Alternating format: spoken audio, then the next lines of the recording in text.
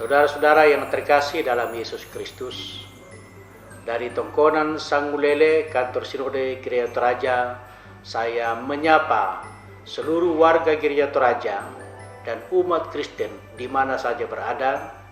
Selamat Hari Natal 25 Desember 2019 dan selamat menyongsong Tahun Baru 1 Januari 2020. Tema Natal kita tahun ini, hiduplah sebagai sahabat bagi semua orang.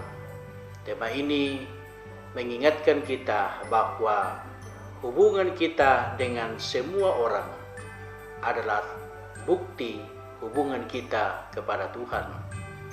Kalau hubungan kita kepada Tuhan baik, maka mau tidak mau kita harus menciptakan hubungan persahabatan dengan setiap orang, siapapun dia, karena semua manusia adalah ciptaan Allah yang mulia. Karena itu rasa hormat kita kepada manusia sebagai tanda pengakuan kita bahwa manusia adalah ciptaan Allah. Karena itu dengan tema ini kita berharap bahwa kehidupan sosial, kehidupan kemanusiaan pada tahun 2020 kita tingkatkan menjadi lebih baik dari tahun-tahun sebelumnya. Apa yang kurang baik dalam tahun ini kita perbaiki dalam tahun akan datang. Kita tidak jalan sendiri, tapi Tuhan berjalan bersama dengan kita. Selamat Natal, selamat menyongsong Tahun Baru.